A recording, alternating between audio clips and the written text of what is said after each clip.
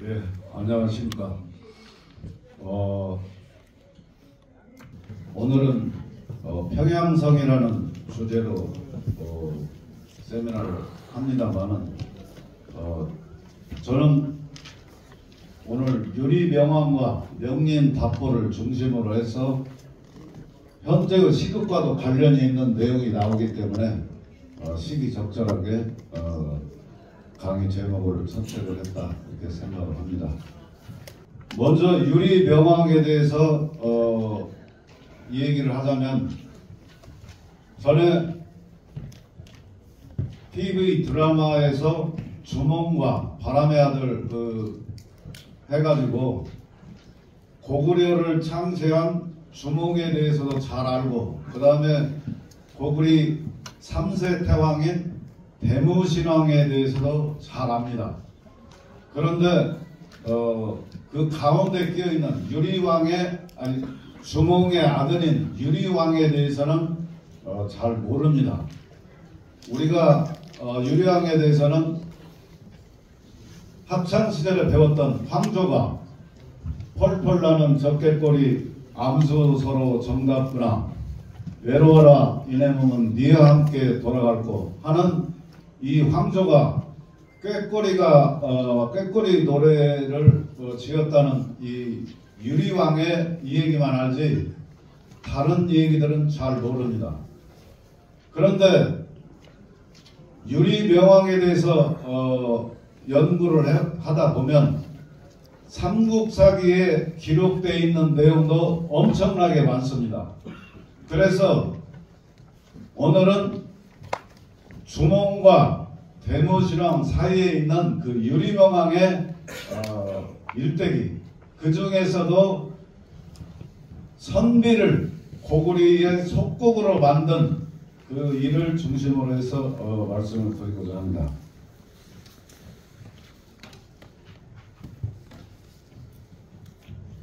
유리왕은 여러분 잘 아시는 것처럼 주몽 드라마에 나왔습니다만은, 주몽이 부여에 있을 때 혼인을 하게 됩니다. 그래서 난 자식이 유리왕인데, 잘 아시는 것처럼 그 부여에서 주몽을 죽이고자 했기 때문에 부여를 탈출을 해가지고 고구려를 세웁니다. 그런데 그 부여를 탈출할 때에 그 부인과 그 다음에 아들은 남겨놓고 가는 거죠. 그래서 이 유리왕은 어렸을 때부터 많은 사람들에게 놀림을 받았습니다. 애비 없는 호로자식이라고. 그 아버지는 도대체 어디에 있느냐, 그렇게 해서 많이 놀림을 받았습니다. 그래서 이 얘기를 합니다. 어머니가, 그러니까 주몽의 부인이죠. 너희 아버지는 지금 큰 일을 하고 계시는데 지금 여기에 안 계신다. 그래서 이제 네가 장성을 했으니까 아버지를 찾아가라 해서 이 얘기를 해줍니다. 근데 찾아가는데 그 아버지를 찾을 길은 없고 아버지가 숨겨놓은 칼을 찾으라고 이렇게 얘기를 합니다. 그래서 그 칼을 어디에서 찾아야 되는지 알 수가 없었죠. 그 힌트를 주지 않았기 때문에. 그런데 우연하게 칠릉석이라는 그 주춧돌 밑에 부러진 칼이 발견을 하게 됐습니다. 그 부러진 칼을 들고 부여를 탈출을 해서 고구려로 가서 주몽을 만나게 됩니다. 그래서 주몽을 만나서 아버지가 갖고 있는 칼, 나머지 부러진 자루, 그 다음에 유리왕이 갖고 있던 나머지 칼자루를 합해보니까 딱 맞다. 그래서 역시 너는 내 아들이 맞다 해가지고 바로 태자로 삼습니다. 그러고 나서 주몽은 얼마 안 있다가 1년 있다가 죽게 되고 유리왕이 보위에 오르게 됩니다. 그래서 유리왕의 스토리는 굉장히 많은데 오늘 다 말씀을 드릴 수는 없고, 가장 큰 업적인 선비를 속국으로 만든 때가 기원전 9년인데 그 9년에 어떤 일이 있었는가를 한번 알아보도록 하겠습니다. 여기서 삼국사기, 북한에서 전해지는 삼국사기 본에는 이 얘기가 나옵니다. 왕망의 군사 동원을 거부해서 왕망이가 고구려를 하구려를 했다. 근데 하구려라는 발음을 중국식 발음으로 하면 싸구려가 됩니다. 그래서 지금도 얕잡아 부르는 말이 싸구려가 거기서 나왔지 않은가 이런 생각도 해봅니다. 뭐 그 정설은 아닙니다만은. 또 하나 고구려는 현도군의 고구려 현에서 출발을 했다는 일부 사학자들, 또 중국의 학설을 완전히 뒤집는 것이 유리명왕조에 들어 있습니다. 신나라의 고구려 현을 공격해서 탈취를 했다라는 기록이 있습니다. 그래서 고구려가 현도군의 고구려 현에서 출발을 했다면 고구려 현을 공격할 일도 없고 탈취를 할 일도 없습니다. 그래서 이거는 정말로 요즘 말로 말하는 빼박의 증거다, 이렇게 볼 수 있습니다.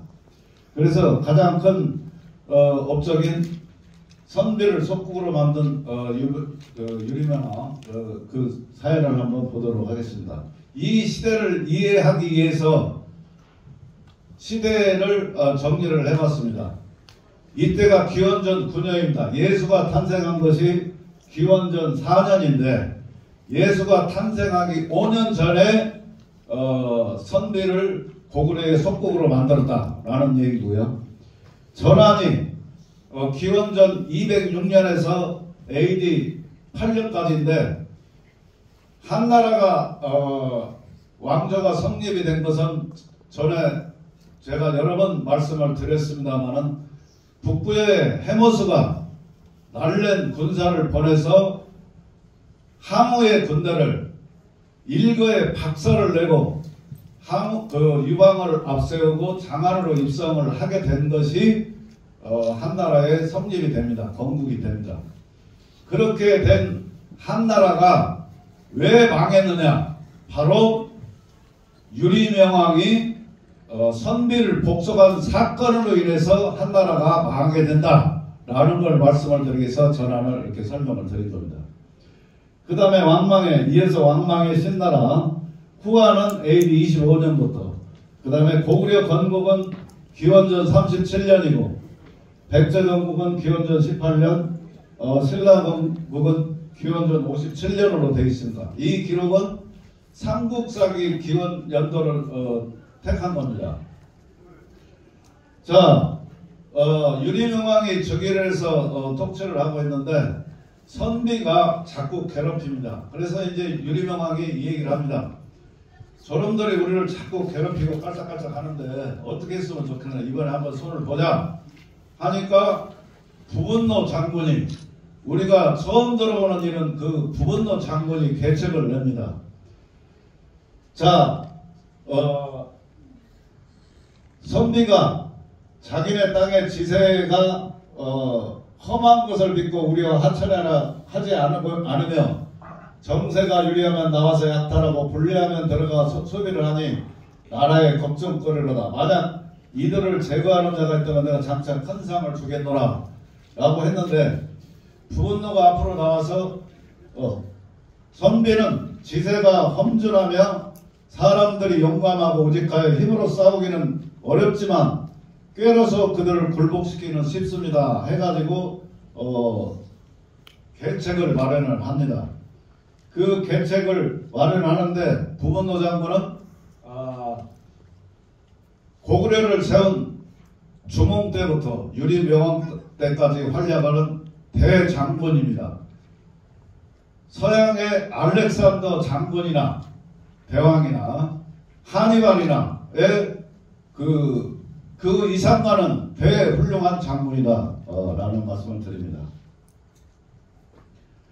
그래서 부분노가 계책을 마련합니다. 그 계책은 바로 허허실실 성동역서다. 우리가 거짓 간첩을 만들어서 그들에게 보내어 거짓말을 하되 우리나라는 작고 군대가 약함으로 겁이 나서 움직이지 못한다고 하면 선비가 반드시 우리를 얕잡아보고 수비를 하지 않을 것입니다. 제가 그 틈을 이용하여 정봉을 거느리고 새길로 들어가 산림 속에 숨어서 그 성을 노리고 있겠습니다. 이때 대왕께서 약간의 군사를 적의 성 남쪽으로 출동시킨다면 적은 틀림없이 성을 비우고 먼 곳까지 추격을 해 나올 것입니다. 그리되면 저는 정병을 거느리고 그들의 성으로 달려 들어가고 왕께서 용감한 기병을 거느리고 그들을 양쪽에서 협공을 하면 승리할 수 있을 것입니다. 이렇게 합니다. 그래서 유인을 하고 반대 뒤에서 치자는 얘기입니다. 그래서 이 계책은 제대로 들어맞아서 선비는 과연 성문을 열고 군사를 출동시켜 추격해왔다. 이때 부문노 장군이 군사를 거느리고 성으로 달려 들어가니 선비가 이것을 보고 크게 놀래어 다시 성 안으로 달려 들어왔다. 부문노 장군은 성문에서 싸워 그들을 수없이 목을 베어 주겠다. 그때 왕이 깃발을 들고 불을 올리며 전진하였다. 그래서 선비가 앞뒤로 적을 맞이하여 대책이 없고 힘이 다하자 항복하여 속국이 되었다 라고 이렇게 되어 있습니다. 이 기록은 삼국사기 고구려국 본기 유리명왕조에 들어있습니다. 항이 속국이라고 해서 선비가 항복을 해서 고구려의 속국이 되었다 라고 분명하게 기록이 되어 있습니다. 그런데 우리 역사를 하는 사람 그 누구도 이 사실에 대해서는 전혀 언급을 하지 않습니다. 감히 어떻게 그 한반도 고구려현 개마공원 이쪽에 중국과 지금의 한국 국경 사이에서 발생한 고구려의 현도군의 고구려현에서 발생한 고구려가 어떻게 유라시아 대륙을 점령을 하고 있는 선비를 복속을 시킬 수 있느냐? 말이 안 된다 라고 해서 이 기록을 까무리 무시를 하고 있습니다. 그런데 그래서 우리는 역사를 이렇게 배우고 있는 거죠. 자, 고구려 북부여 이전에 고조선이 있는데 고조선의 영역은 보시는 것처럼 이렇게 되어 있고 이 남쪽에는 진국이라고 되어 있습니다. 저는 학교 다니면서 진국의 역사를 알지를 못합니다. 그런데 이 진국이라는 것이 도대체 어디서 나왔는지 진국을 누가 세웠고 어떻게 해서 멸망을 했는지 얼마 동안 있었는지 전혀 알지 못합니다. 그런데 우리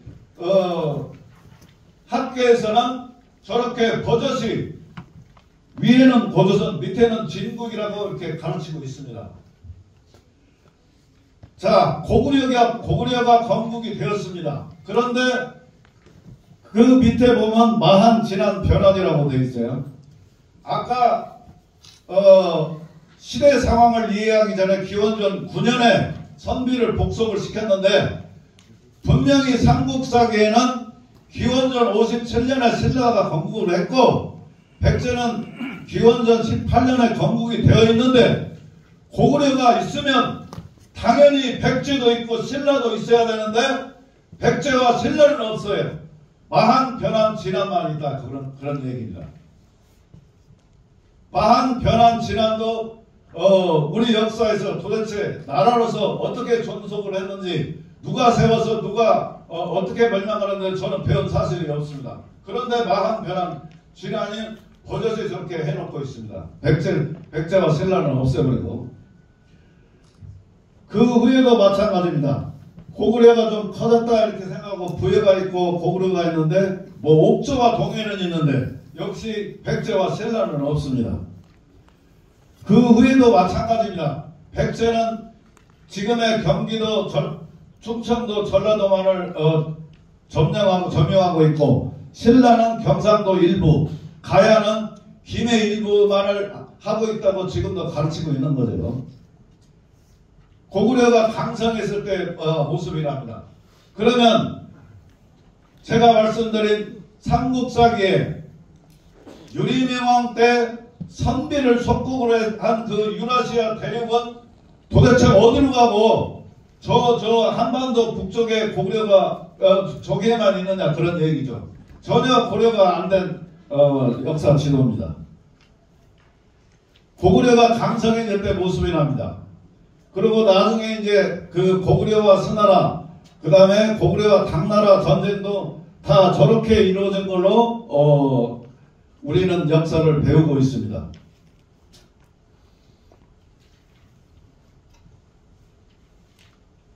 그 후에도 마찬가지죠. 뭐 고구려가 망하고 발해가 건국이 됐는데 저 이상한 지도, 이상한 지도 저쪽 북쪽으로 치우친 발해의 모습을 한번 보십시오. 그리고 신라는 삼국 통일을 했다는데 원산만에서 평양에 이르는 저 지역 누가 저기를 국경으로 삼았는지 도대체 이해가 되지 않습니다. 자, 그래서 이 역사가 세계 유네스코에 등재가 돼서 세계 사람들이 알고 있는 우리 역사라 그런 얘기입니다. 그래서 왜 이렇게 되었는가 하는 것은 많은 학자들이 뭐 한사문 때문에 그랬다 그러는데 결정적인 증거로 우리의 역사를 인정하지 않는 삼국사기에 기록되어 있는 분명히 기원전 9년에 유리왕이 부운노 장군과 같이 가서 선비를 복속을 시켰는데 그것을 속국으로 만드는데 그것을 인정하지 않는 우리의 학계 때문에 그렇다 그런 얘기입니다. 자, 이 지도는 한사군을 한반도 북부에 이렇게 설정을 해놓고 하다 보니 중국의 역사 지도입니다. 이것은 유네스코에 등록된 자료입니다. 여기 보면 전환시기, 아까 말씀드렸죠. 부운노 장군이 선비를 복속을 시켜 속국으로 만든 그때에도 저 한반도는 한강 이북은 한나라의 땅으로 되어 있습니다. 왜 그러냐? 바로 한사군이 있었기 때문에 한사군은 한나라의 속국이니까 쉽게 말해서 그래서 한강 이북은 한나라 땅으로 해놓은 거죠. 자, 그 다음에 한강 이남은 저거 어떻게 되느냐? 마한 변한 진안으로 되어 있어요. 고구려 백제 신라는 있지도 않습니다. 저 위쪽에 이렇게 보면 조그맣게 고구려라고 이렇게 해놨어요.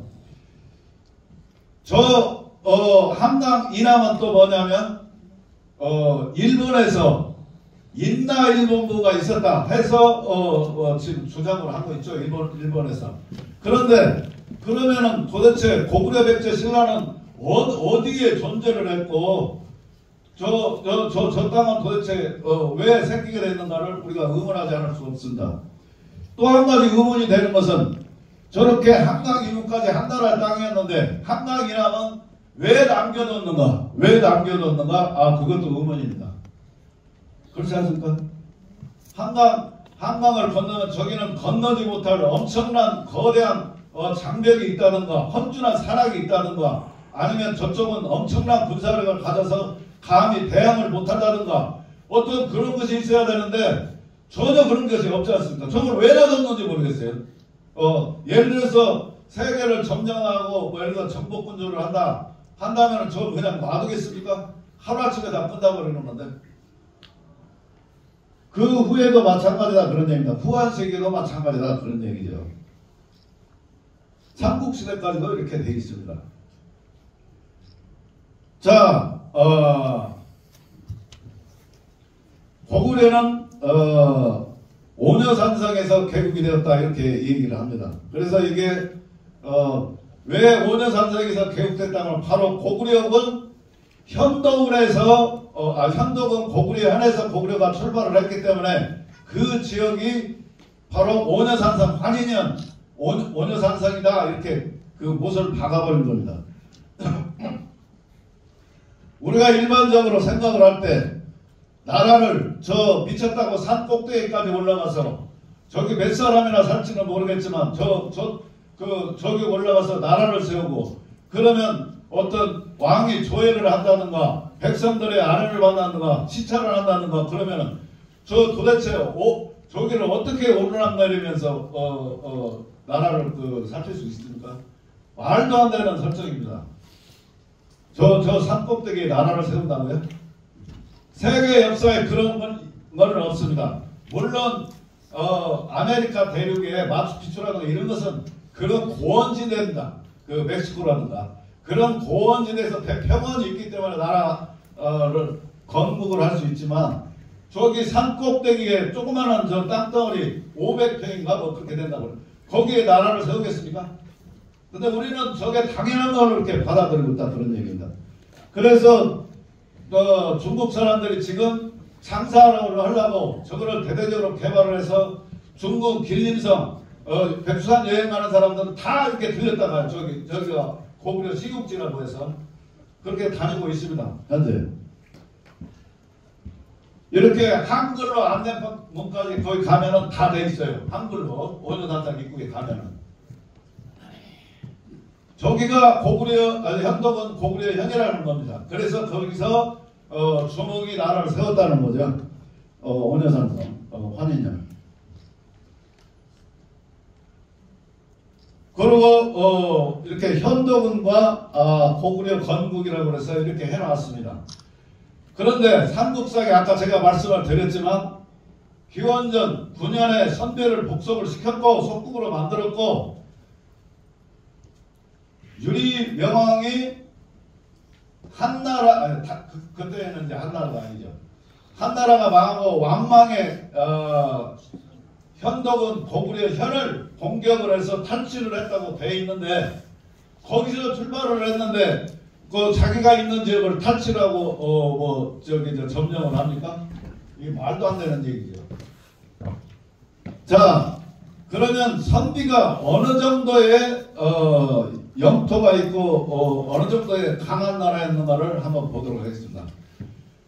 기원전 3세기에 우리가 잘 아는 알렉산더 대왕의 정복지입니다. 마케도니아를 출발을 해서 동서 계산을 하면 적어도 한 만리 정도 되는 것 같습니다. 그래서 인도까지 이렇게 점령을 했다 해서 정말 군주다 뭐 이렇게 정복군주라고 이렇게 얘기를 하고 있습니다만은 실제로 선비의 강역이 저거보다 더 넓다 그런 얘기입니다. 요 삼국시대 지도에도 보면 이렇게 돼 있죠.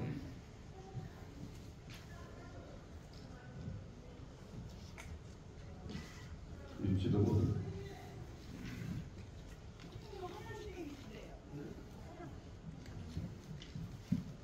여기 보면 위쪽에 선비라고 이렇게 돼 있습니다. 선비라고.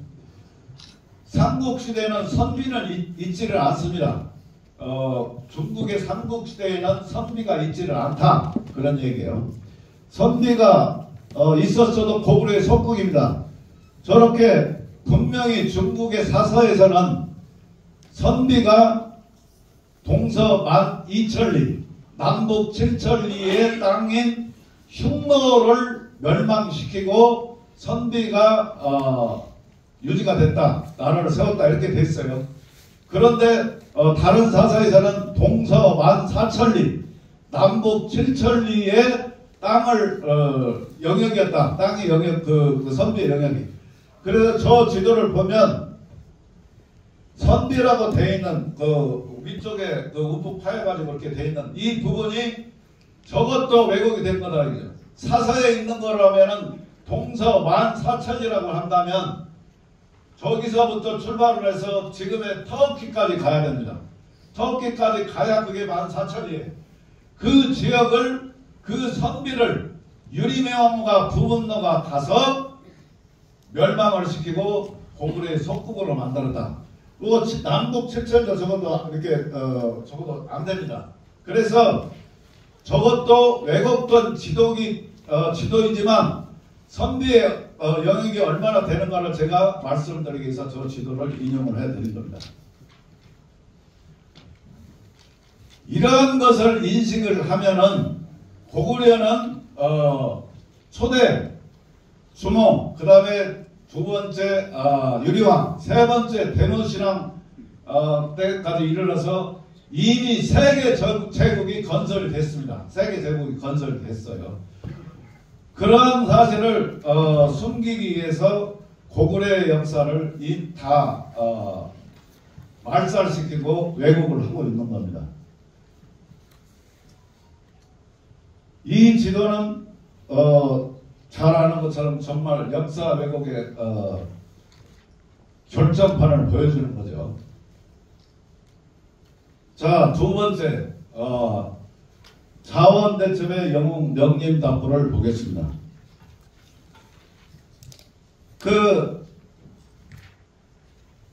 오늘 많은 사람의 대한민국 사람의 이목이 오늘 여의도로 집중이 되어 있습니다.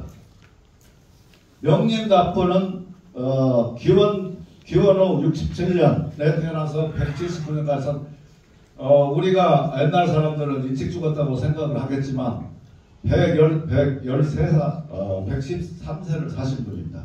조의선이었고 구국의 결단으로 차대왕을 시해하고 전사의 기리는 날 명림답부의 자원대첩을 이뤘습니다.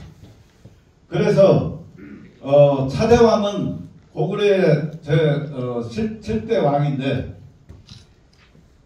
차대왕이 태조대왕의 뒤를 이어서 임금이 된 후에 자기를 옹립을 해서 했던 그 신하나 그 세력들한테만 편애를 하고 나머지 세력들은 가차없이 다 죽였습니다. 그래서 우보인 고복장을 죽였고 왕의 자리를 넘볼 수 있는 태조대왕의 아들인 막근도 죽였고 막근의 아우인 막역도 또 다시 화를 당할까봐 들어가서 자살을 해버렸습니다. 이런 폭정이 계속되다 보니까 나라에는 일식이 일어나고 지진이 일어나고 가뭄이 일어나고 기상이변이 자주 일어났습니다. 그래서 정말로 고구려는 아까 말씀드린 대로 주몽, 유리왕, 대무신왕, 태조대왕에 이르는 그 거대한 제국을 형성하고 있었는데 정말 살 수가 없는 그런 지경에 이르렀다 그런 얘기죠. 그래서 명림답부가 99세의 나이로 조의선인의 신분으로서 구국의 결단을 내립니다. 이래서는 안 되겠다 해서 벌기를 해가지고 차대왕의 선조인, 그러니까 차대왕의 아버지인 태조대왕이 물러나 있으면서 살고 있었어요. 태조대왕이 붕의를 합니다. 그래서 그거를 기원으로 해서 명림답부가 차대왕을 시해를 하고 그 다음에 여러 중론을 모아서 차대왕의 동생 백골을 고구려의 제8세 태왕으로 추대를 했습니다. 그래서 본인은 이제 자보와 우보를 합한 국상제도를 마련해서 고구려 최초의 국상이 됩니다. 고구려 900년의 역사 중에서 3번의 쿠데타가 있었습니다. 3번의 쿠데타가 있었는데 첫 번째가 바로 이 명림답부가 쿠데타를 일으켜서 차대왕을 시해를 하고 신대왕을 세웠습니다.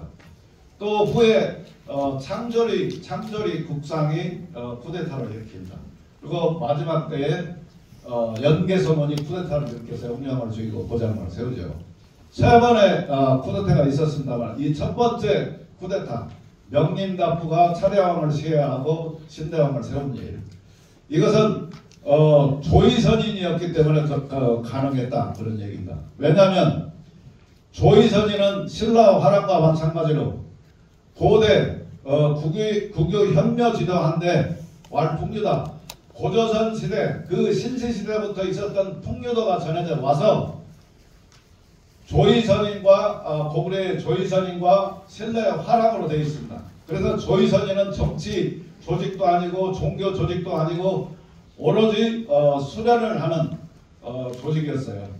그런데 이 사람들은 국가에 난이 생기면 어려움이 생기면 스스로 몸을 던져서 나라를 구하기 위해서 나섰습니다.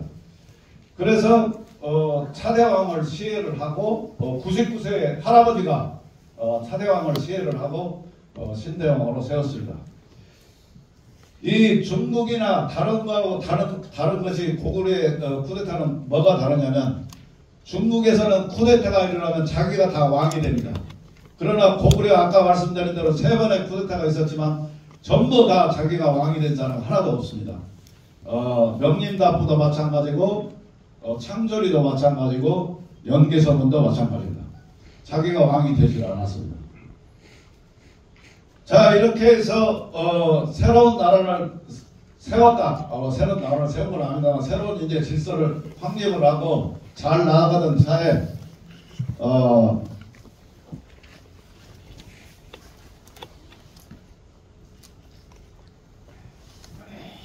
한나라의 현덕은 태조를 수장으로 한 대규모 전쟁이 발생을 합니다. 그래서 현덕은 태수 경림이라는 자가 한나라 군사 수십만을 이끌고 고구려를 침공을 해옵니다. 이때 명림답부 신대왕이 얘기를 합니다. 저놈들이 이렇게 군사를 거느리고 고구려를 침략을 해왔는데 도대체 어떻게 하면 좋겠느냐 해서 명림답부하고 의논을 합니다. 이때 명림답부가 계책을 냅니다. 그것이 바로 청야전술입니다. 청야전술은 뭐냐면 오면은 싸우는 척하고 도망가서 성으로 숨어 들어가서 굳건히 성문을 닫고 전쟁에 응하지는 않습니다. 그리고 도망가기 전에 들을 청소한다. 즉 다시 말해서 식량이나 무기가 될 만한 것들은 다 싸그리 치운다 그런 얘기입니다. 그래서 청야라고 얘기를 합니다. 그러고 해서 그냥 성문을 걸어 잠그고 절대로 나오지를 않습니다. 그러고 나서 또 있다가 깔짝깔짝 시비를 겁니다. 그러면 이제 다시 적들이 달라들 때면 또 도망을 갑니다. 자꾸 이렇게 해서 우리 깊숙한 곳으로 몰아넣는 거예요. 몰아넣어서 성문으로 다시 안에 들어가서 싸우지 않고 이렇게 기다립니다. 그래서 이제 때를 기다려갖고 지치기를 기다리고 조의 선인들을 풀어서 적의 후방로, 보급로를 차단을 합니다. 보급로를 차단을 하고 도망갈 수 없는 곳, 즉 평원지역으로 몰아넣어요. 산이나 강 이쪽으로 아니고 도망갈 길이 없는 평원지역으로 몰아넣습니다. 그리고 사방을 에워쌉니다. 그러니 이제 한나라 군사들은 보급로도 끊기지 저놈들 전쟁으로 나오지는 않지. 그러다 보니까 이제 고향 생각도 나고 배는 고프지 지천은 가고 이제 사기가 완전히 떨어집니다. 그때를 이용해서 사방에서 공격을 해가지고 내리칩니다.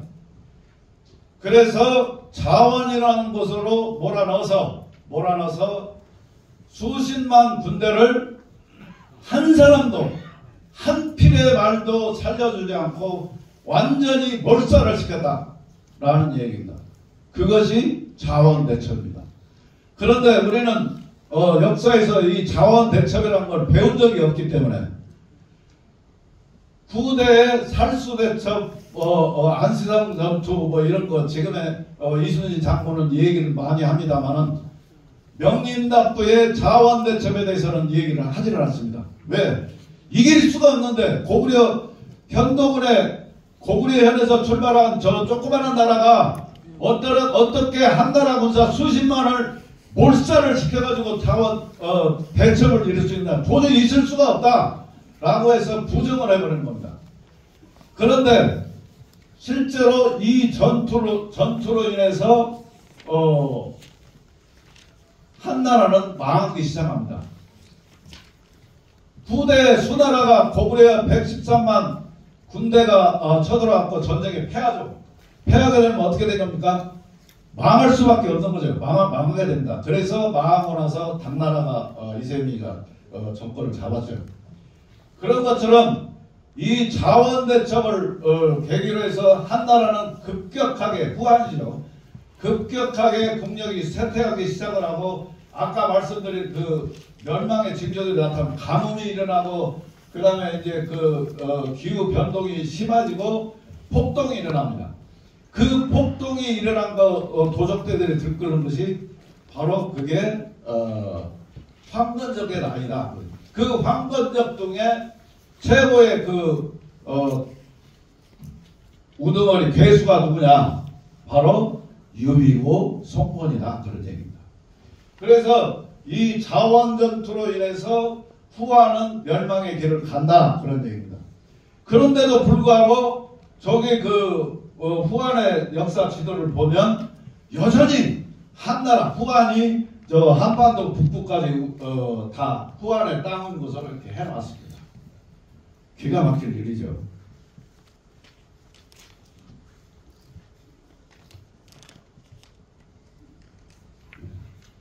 그래서 명림 납부는 그 자원에서 대처를 이루고 후한은 멸망할 수밖에 없었고, 저 선비를 폭격시켜서 속국으로 만든 이후에 선비와 고구려는 싸운 기록이 없습니다. 후대에 선비가 뭐 북위를 세웠고 뭐 연단화도 세우고 막 합니다. 그러나 고구려와 나중에 모용 선비가 나오기 전까지 한 300년 이상은 전투 기록도 없습니다. 속국으로서 잘 지냈어요.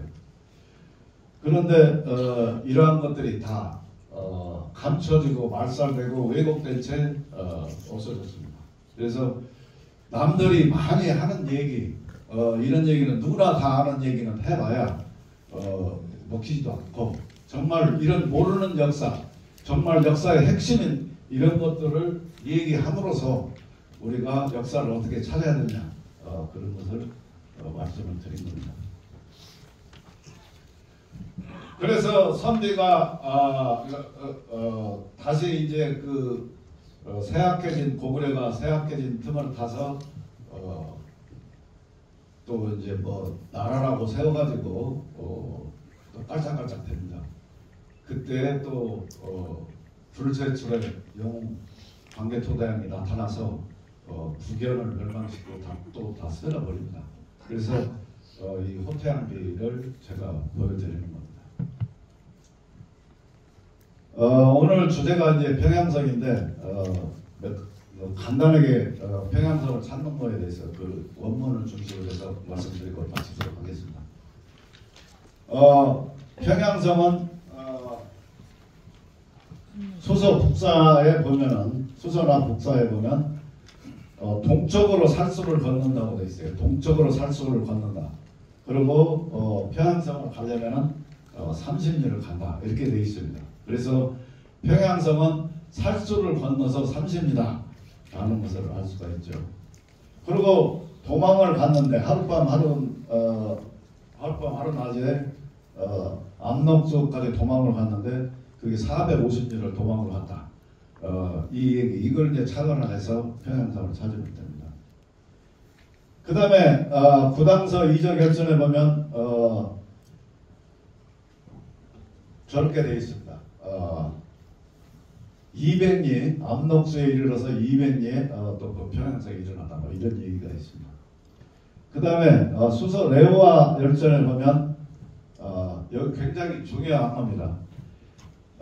지창해, 입자, 폐수, 거, 평양 60리 이렇게 해서 평양성은 저걸로 보면은 반드시 바다나 강을 끼고 있어야 된다. 그래서 뭐 남림 폐수라고도 이렇게 되어 있습니다만은, 그래서 바다를 가리키면서 폐수로부터 들어갔다 이렇게 하니까 폐수에서 60리 되는 곳이 평양성이라는 걸 알 수가 있습니다.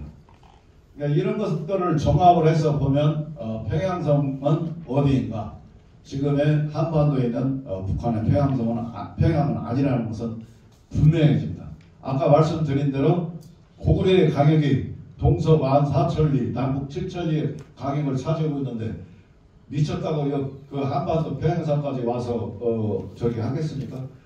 있을 수 없는 일입니다. 그래서 그런 것을 감안해가지고 전후좌우 사정을 살펴서 평양성을 고쳐간다면 고구려 멸망시의 평양성은 저절로 바뀌어지리라, 이렇게 생각이 됩니다. 그리고 또 명림답부가 한나라 군사 수십만을 몰살을 시킨 한 필의 말도 보내지 않은 그 자원은 어디인가?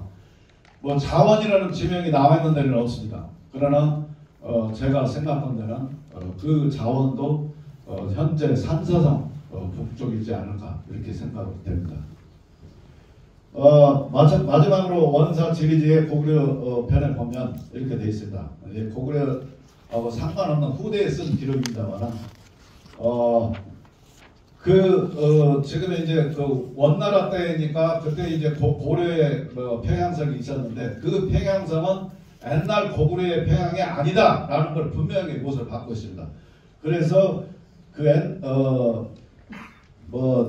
압록수 지 동남천연이라고 이렇게 돼 있어요. 근데 저 압록수 동남천연리에 있는 고려 때 그 평양은 비평양 지구 옛날의 평양이 아니다. 그러니까 고려 시대의 평양도 지금의 평양이 아니라는 거죠. 저 기록으로 보면 그렇습니다. 그래서 이런 것들을 감안해서 보면 정확한 평양성의 위치가 나오지 않을까 이렇게 생각합니다. 아침 일찍부터 이렇게 와주셔가지고 열심히 경청을 해주신 여러분들께 대단히 감사의 말씀드립니다. 오늘 하루 지금 여러 강의가 발제가 준비가 되어 있습니다. 끝까지 자료를 해주시고 고구려의 역사, 우리 모두의 역사, 고구려가 나라를 세울 때 주몽이 부르짖은 정신이 다물함입니까? 다시 다물할 수 있는 그날까지 해서 마음 굳건히 먹고 우리가 할 수 있다는 생각을 하면 우리가 살아생전에 충분히 할 수 있다 이렇게 생각이 됩니다. 감사합니다.